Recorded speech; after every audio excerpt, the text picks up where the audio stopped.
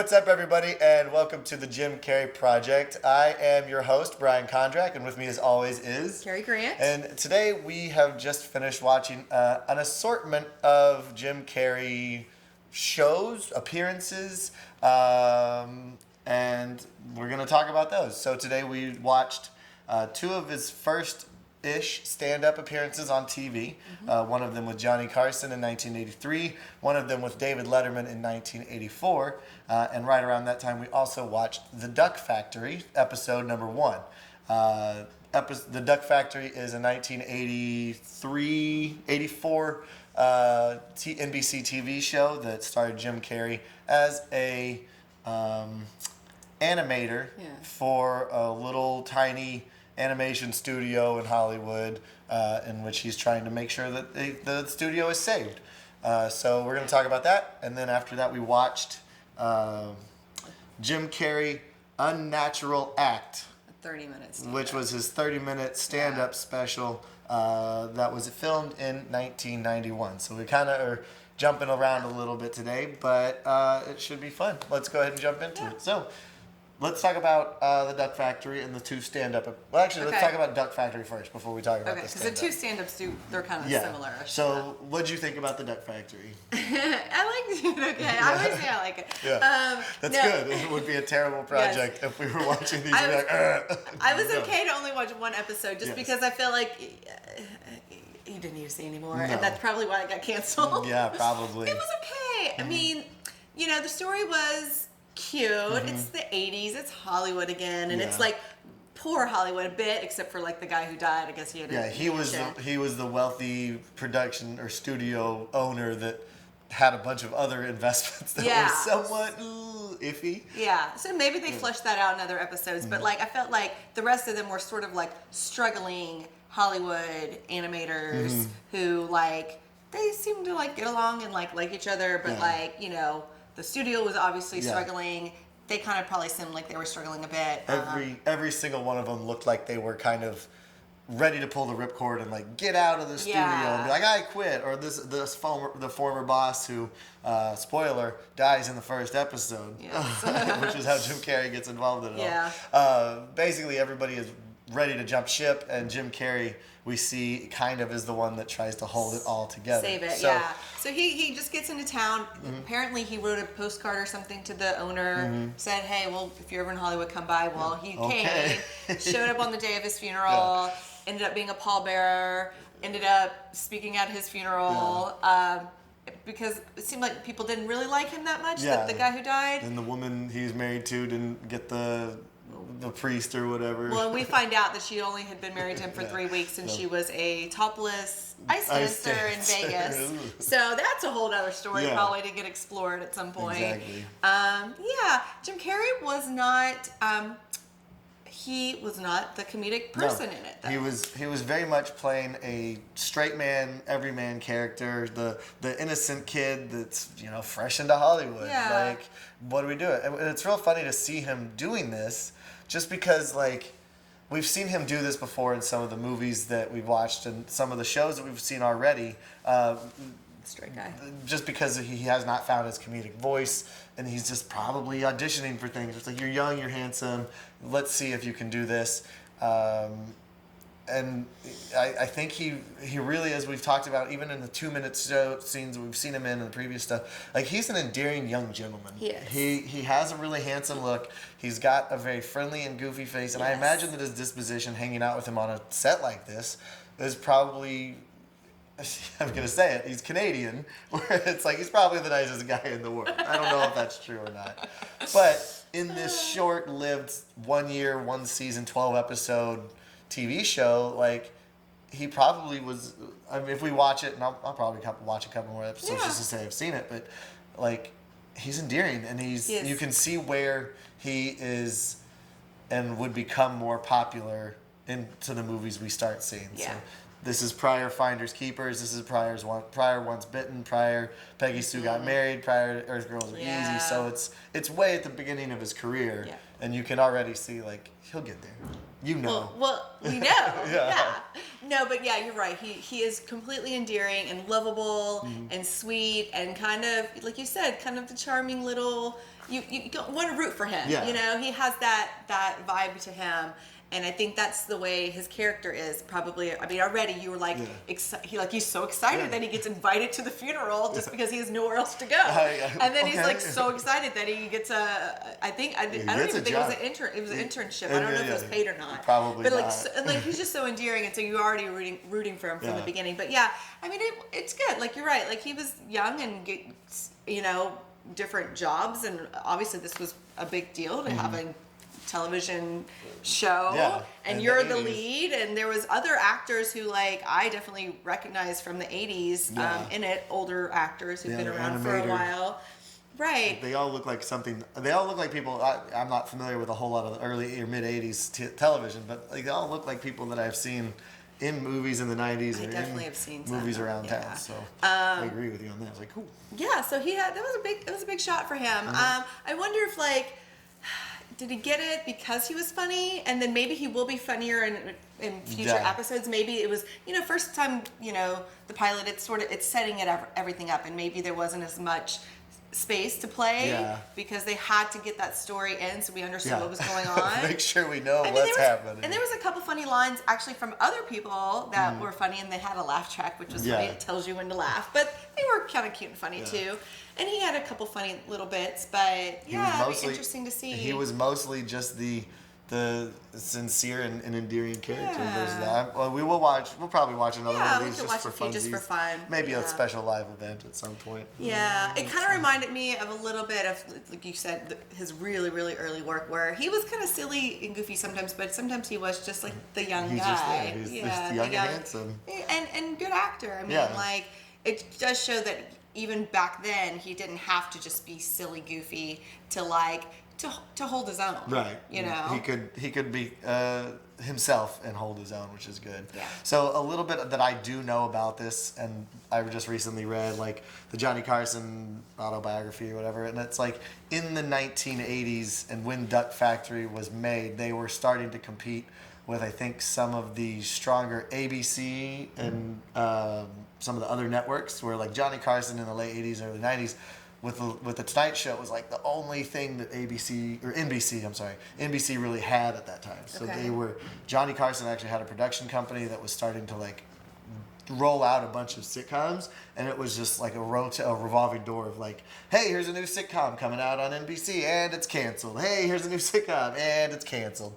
And I think that the Duck Factory is one of those ones that very much was in that revolving door where it's like, oh man, this cast is fun. The show has a fun premise, and it was just like, it's just not pulling in the audience for it, and so you have to cancel it after a year, which brings us to the other thing we watched, which was Jim Carrey's first stand-up appearance on Johnny Carson. Yeah. First American TV appearance. That's what it said. He had been on Canadian TV. Right. They didn't want to probably mention the sex and violence family hour as Canadian TV. No. He had obviously been on some Canadian movies at that point, probably. Yeah, he was the ones we watched early on. Yeah, that was Copper Mountain. Rubberface. Right before this. Yeah, Rubberface. Those were basically all in good taste, were uncredited and things like that. Yeah. And then Finder Keepers was probably concurrent at the same time. But for American television, we got to see a tight 5 of Jim Carrey doing stand-up. More than 5 though. That one was like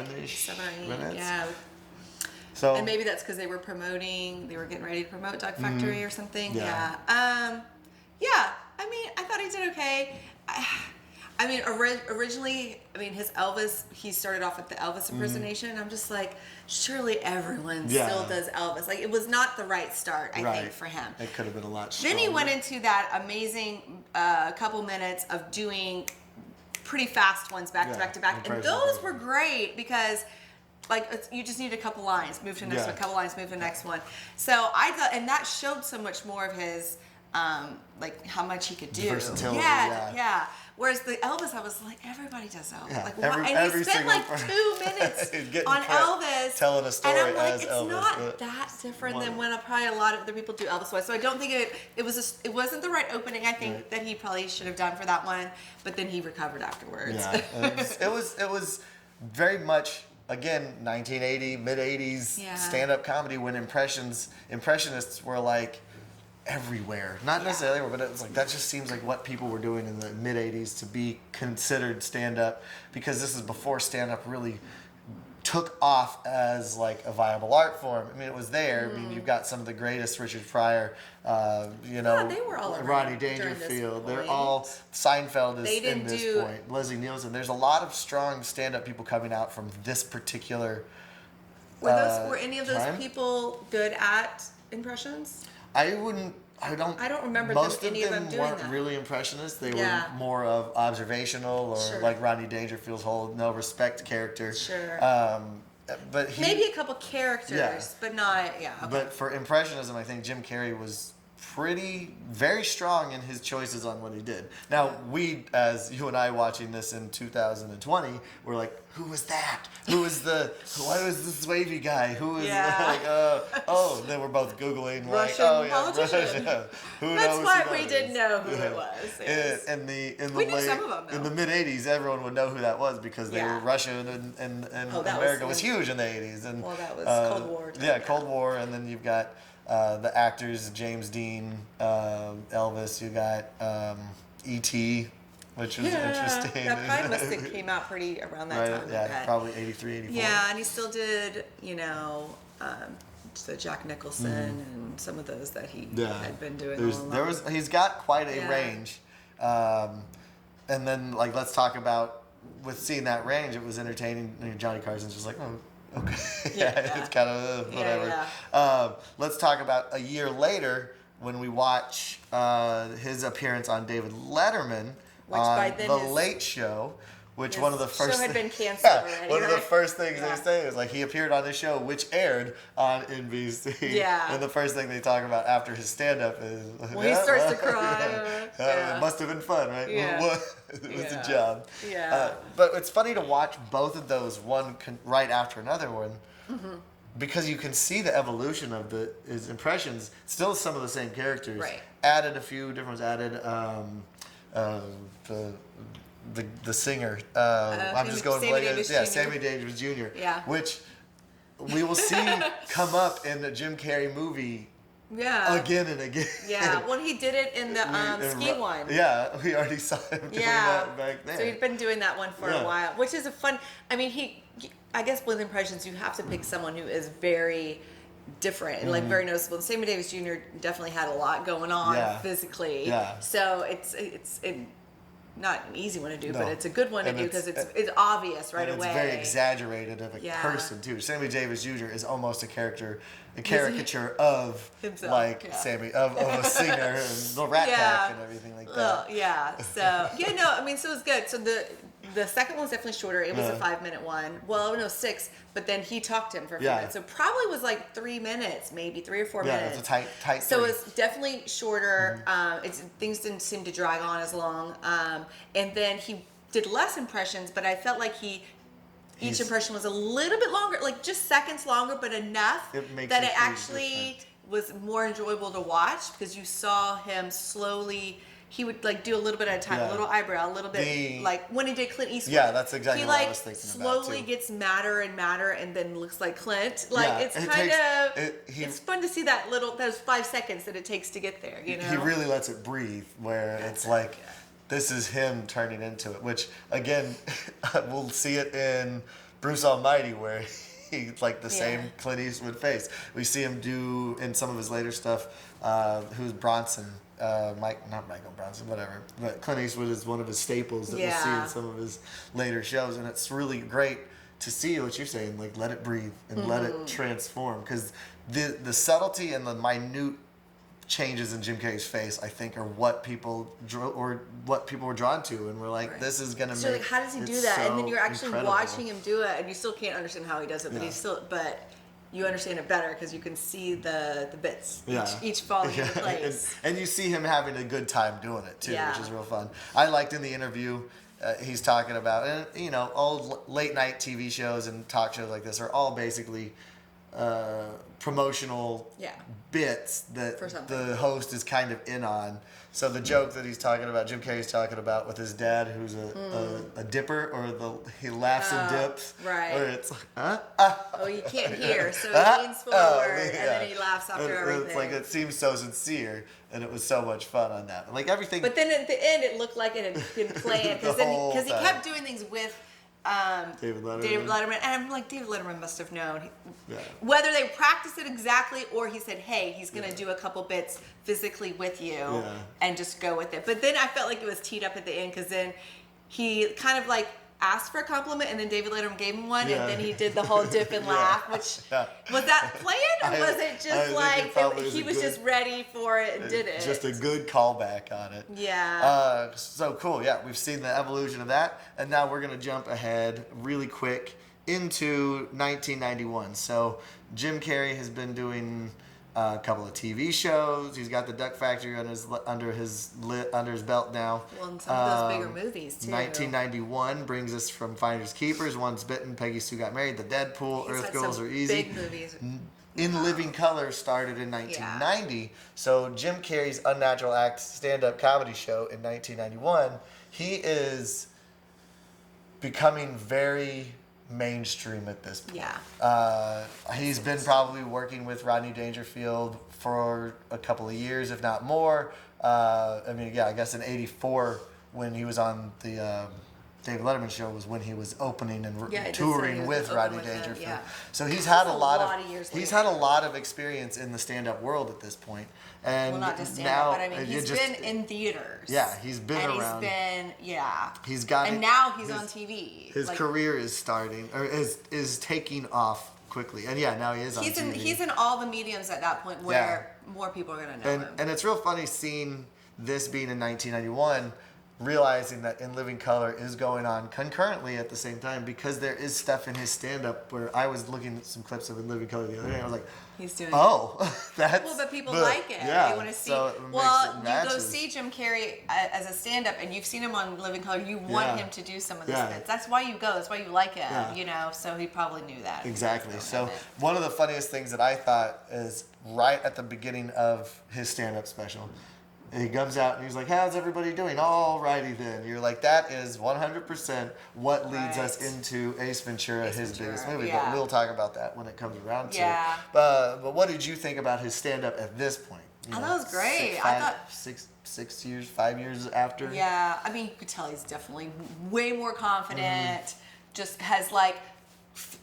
you don't see I didn't see any nervousness. I still feel like Johnny Carson, but I mean, probably anyone on Johnny Carson's gonna feel that nervous. It's Johnny Carson. I love seeing like everyone, all the first ones, like when Seinfeld's first time, and like everyone, like they're dying inside, but they're like, I'm on Johnny Carson. I'm on Johnny Carson. It is Johnny Carson. I felt like he just seemed much more natural and like comfortable in his own skin, and even like the pausing and the transitions and all of that part where you're like, oh, he's good up there. He knows what he's doing. You don't feel nervous for them anymore. Yeah. So he definitely had all that going. And then I think all the bits were good. Yeah. You made some notes earlier. There was so much going on. Did you want to talk about anything in particular?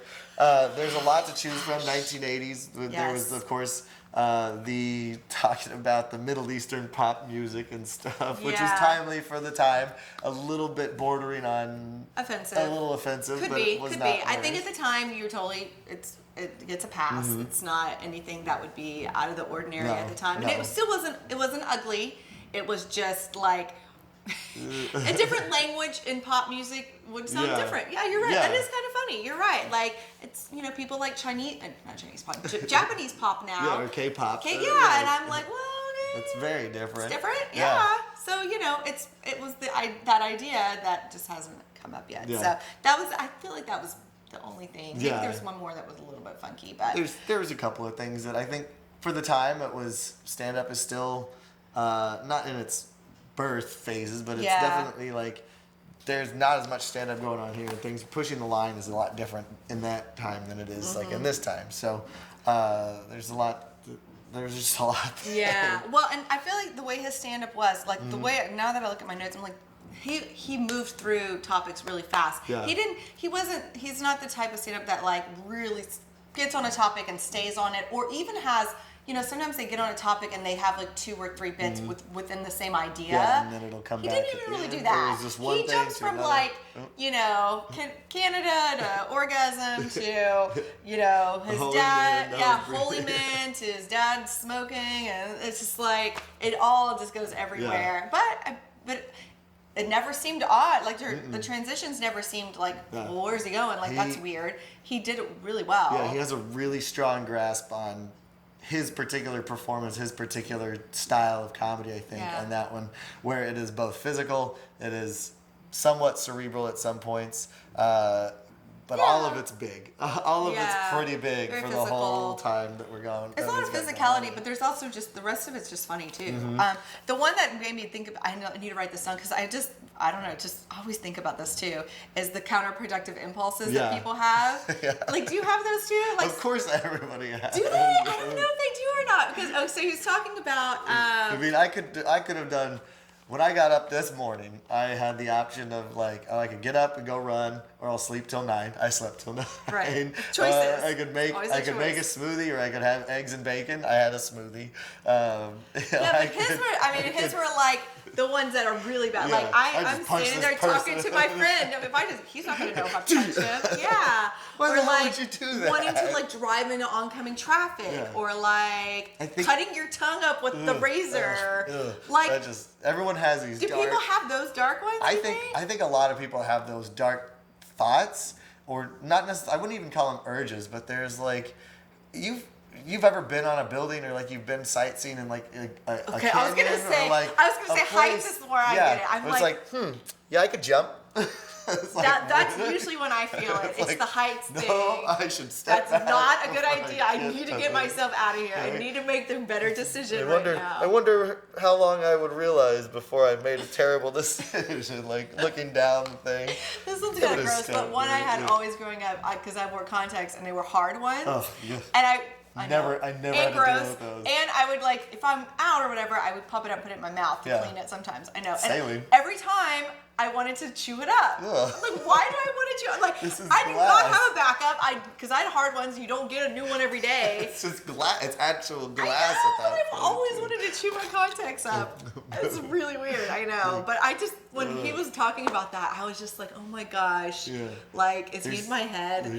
Everyone has But weird, everyone dark does. impulses. Okay, I was like, I wonder if, I'd love to read some studies on that. I could drive this car right off a bridge. I could go just- right to the bayou. Or if people, there might be some people I who mean, don't. But I read one thing. This is going to be real kind of off topic, but it was a story that I read about a guy who like was having these weird impulses to stab his wife. Like he would like anytime he Yeah. had a knife, he's like, I have to. And like one of the things that he did was he like pushes it down, hides it, doesn't talk about it because it's messed up. Like if Yeah. I were to tell Yeah. my wife or tell you like I have had this urge to stab you. It's like I'd I be don't, scared, I yeah. don't want to. It's just this weird Yeah. urge. But it was like the guy found out that actually talking about it and acknowledging it actually got it to like dissipate. Yeah. You're like, okay, so people have these crazy messed up It's our thoughts, brains. and it's like it's just something, and maybe it's a Yeah. sign of something deeper. It could have been like a brain tumor or something that Yeah. like for some reason is pressing on this particular part of the do we brain. all have brain tumors? My grandmother had one back when Really? she was alive, and it was like she does not remember 2 years of her life because it was just crazy. like, oh, something's wrong, but we didn't realize She that it was a didn't thing. have So any memories. it wasn't that it was like weird impulses, but Yeah. that happens. I know Yeah, it that does happen. stand-up T.J. Miller had a brain tumor thing where he was like off the deep end for a year, and it was like people were like, what's wrong with you? It was like, Changes you your should- personality, Yeah. And you don't yeah. know, but that's the thing is you would never know it. Yeah. So like those dark impulses, the brain's weird. The brain's weird. Yeah. Yeah. Anyway, that was a dark turn. That was. I was gonna say if there's anything else here. If you feel like you're having dark urges, go to the doctor or tell somebody about it because mental health and things like that are serious. Yeah. Well, and you could see sometimes he does go with that. Even like his. This is probably gonna make. This is gonna change. Orgasm. I don't know. Can we talk about orgasms? Okay. Orgasm. But when he was talking about how that's the only time he's not. That he's clearly everyone he's not thinks worried. clearly. Yeah. I was like, oh, I wonder if that's like personal, like that's real or whatever. Oh, you never had one? No. Well, what I do, if I want to be personal, is like if I'm hungover or if I have a headache, if you feel pain, and you have one, it goes away. You're like, it's like taking a pill, like the rush of endorphins and serotonin. It's just like, hangover. I know for a fact that's true. I agree with you on that one. I know. But even other pains. Welcome too, to the Jim Carrey Project, where we talk about real deep personal issues. Not really. Yeah. Also, if you have headaches and mental issues, try an orgasm. It'll work for 30 seconds. For 30 seconds. He's Sometimes right. that's all you He's need. very right about it. I really like that you wrote down. Actually, like, this is not exactly the order in which he did things, we went but back, I'm gonna show this real fast if you can see it. It's on graph paper and stuff. But I mean, it's so funny because as someone who does improv and has always wanted to do like stand up and just can't bring myself to do it for some stupid reason, like seeing it written out like this is like, oh, it really is just like a story. Bunch of ideas. We know who he is. You have this idea. You have this bit. My notes on my phone thing is full of things that look like the titles of all these things. So there's your what do they call it? A solid 5? Type 5. Type 5. Type 10. Type 15. There's your type 5. And it's just funny to see it. He did do a couple of impressions that we've come to know. I thought that Jimmy Stewart was good. He did Jimmy Stewart. We kind of saw him do stuff, but that was one I had not seen Dad smoking. That was, his mom. Oh, that was when his parents were in hell. Like, what if Hell his is parents just were in hell? his But his parents. mom is like annoying the devil, and then she always can smell smoke. And Is you something burning? kind of see where it goes. I thought that another interesting one was the hi, how are you? And again, you kind of see he just throws in a little bit of darkness every once in a while for him. Not darkness, but maybe I feel like his personal maybe struggles or what he's thinking about. Like, you know, people ask you how are you, and there's an expected response of fine, how are you? Yeah. And then if you don't do it, or if you tell them the truth of like, no, my dreams are dead, I'm dead inside, or whatever, it's like, I'm fine. No, you can't do that. Yeah, and so I just wonder, like, you know, that just goes through everyone. Hi, it's like, hey, Bob, I'm fine, how are you? Oh, that was funny. When he knows you're an idiot. He's gonna tell everybody. Yeah, that's when you think someone's gonna ask and they don't ask, but you already are thinking to answer the question. That happened to me like 2 days ago, and I was like, oh man. There's another comedian that I really like, Brian Regan. Has a whole lots of bits about that too. Where just awkwardness. Where you start saying one sentence and other words come out. And it's like you take care and good luck. You take luck. Have it with you. It's like, damn it. Yeah. So it's like that kind of bit is absolutely hilarious, and it was funny to hear him talking. Those things always make me happy because then I'm like, I'm not the only one. He's a people just like me. Yeah. Oh my gosh. I think this was a lot of fun. It was.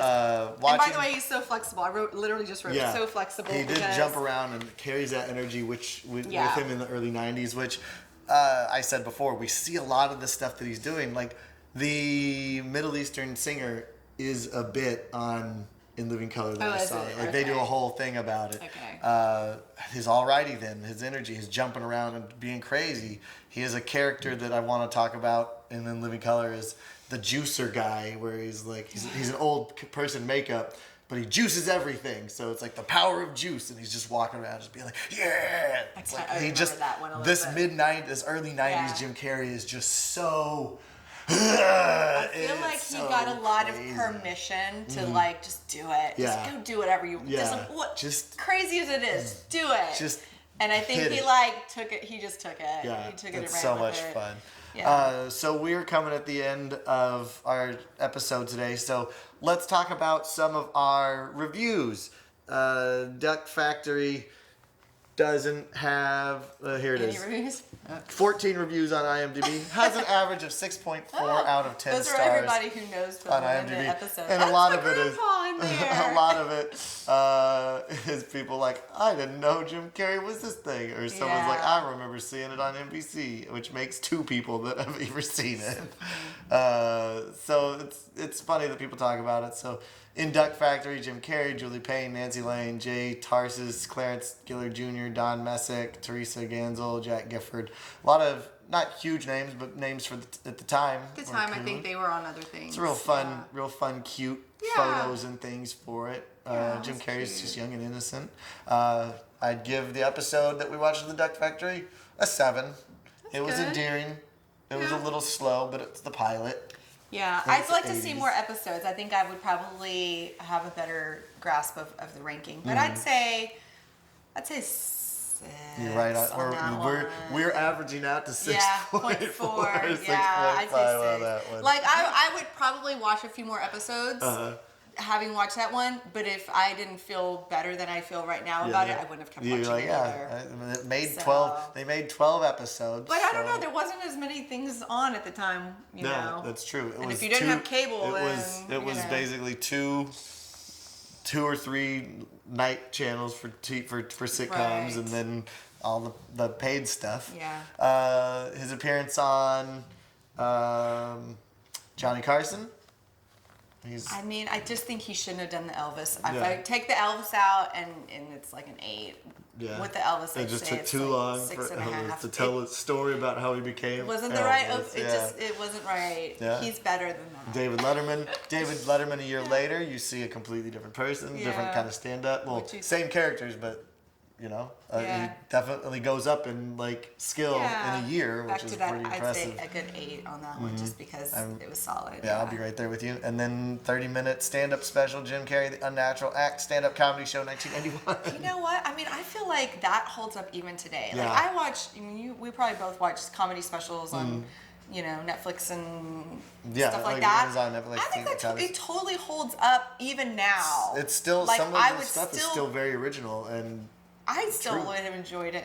Even I'd Yeah. say 9. I thought Yeah, it was good. I would give it an 8.5 or a 9. I Yeah. agree with you that it still is a very strong stand-up act, stand-up comedy routine for 30 minutes, and it's like, yeah, You did good. you did good, Jim. You could have see. a You could lot just of see. energy. He's just feeling. He's in his element. Like Yeah.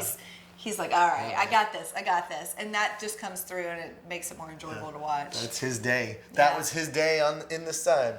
Yeah. So cool. I think this was Yay. overall a really good experience of seeing some of Jim Carrey that we hadn't seen, seeing some of stuff that really is what I would consider career-defining moments Yeah. for him, not necessarily in film, but just like overall as an actor and as Yes. an entertainer. Yes. I think that it was great. So Yeah. let's go ahead and close this up. Thank you guys so much for Yeah. hanging out with us and and listening to us talk and ramble on about all of the things Jim Carrey. I hope that you like more and stuff. subscribe us and listen to our own personal things. Go seek help if you've got some mental issues. I do. But thank you guys so much for watching. And, check out our other episodes.